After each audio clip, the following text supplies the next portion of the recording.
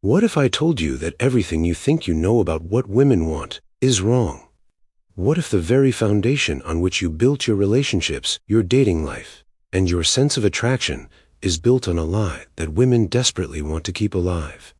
Today, I'm going to reveal the one truth that women pray you never figure out, not because they're malicious, but because this truth would completely shift the power dynamic in every relationship. Once you understand this, you'll see female behavior in a completely different light. And more importantly, you'll never again find yourself confused, frustrated, or manipulated by mixed signals. This isn't about bashing women. This is about understanding a fundamental aspect of human nature that has been hidden in plain sight. And once you see it, you can never unsee it. If you are ready to see this truth, hit that subscribe button, because knowledge is power, and this is the kind of power they don't want you to have. The first truth: women operate on 3 levels simultaneously. Understanding these 3 levels will explain every confusing interaction you've ever had. Level 1. What she says she wants. This is the conscious, socially acceptable level. I want a man who's kind, funny, and treats me well. I don't care about money or status. This is what she genuinely believes she wants because it aligns with her conscious values and societal expectations. Level 2. What she actually responds to. This is the behavioral level. What actually creates attraction and excitement, despite saying she wants kindness. She responds to confidence that borders on arrogance. Despite saying she doesn't care about money, she's more attracted to the guy with ambition and resources. Despite saying she wants someone genuine, she's drawn to men who maintain some mystery. And level 3. What she's actually optimizing for. This is the deepest, most unconscious level. The evolutionary programming that drives her choices. She is optimizing for genetic quality, dominance, resource provision, status, stability, and emotional stimulation. These drives are so primal that they often override her conscious preferences entirely. The truth women pray you never learn is that level 3 drives the decisions, level 2 reveals the truth, and level 1 is just the story she tells herself to feel good about choices that were made for much deeper reasons. The second truth, a single word that explains everything: hypergamy. This is the tendency for women to be attracted to men who are higher status, more successful, or more dominant than themselves. But here's the key. It's not just about money or career. Hypergamy operates across multiple dimensions: emotional, social, intellectual, physical, and financial. A woman will often choose a man who is superior to her in some combination of these areas. This explains why women sometimes lose interest in men who are too available or too eager to please. If you are lower than her in the hypergamous calculation, you are not attractive. If you are equal, you are boring. Only if you are higher does she feel that crucial sense of looking up, the feeling that drives female attraction. The terrifying part for women is that once men understand hypergamy, they realize that being nice and equal isn't enough. They understand they need to develop themselves across multiple dimensions, and more importantly, that they shouldn't be with women who don't genuinely look up to them in some meaningful way. The game is no longer how do I get her, it becomes, is she worthy of me? And that shift in mindset is what changes everything. If this truth about hypergamy makes you rethink things, hit the like button. It shows you're ready to see the world as it is, not as you were taught. The third truth, a truth women hope you never realize. Much of female behavior is driven by competition with other women, not by genuine interest in you. Women exist in a constant state of social comparison and competition.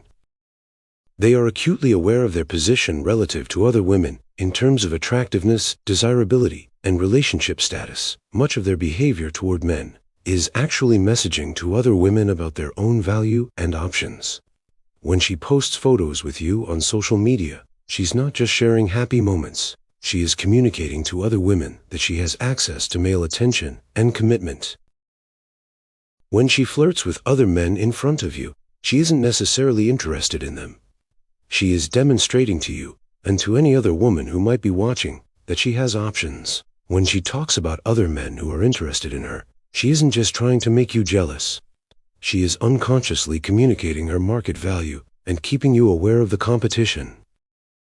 Understanding this changes everything because you realize that much of what you interpreted as being about you is actually about her position in the female social hierarchy. You stop taking these behaviors personally and start seeing them as information about her insecurities and her competitive drives.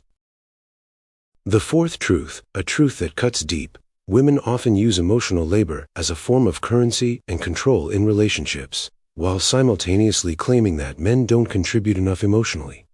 Women are naturally better at emotional processing and communication, and they often use this advantage strategically.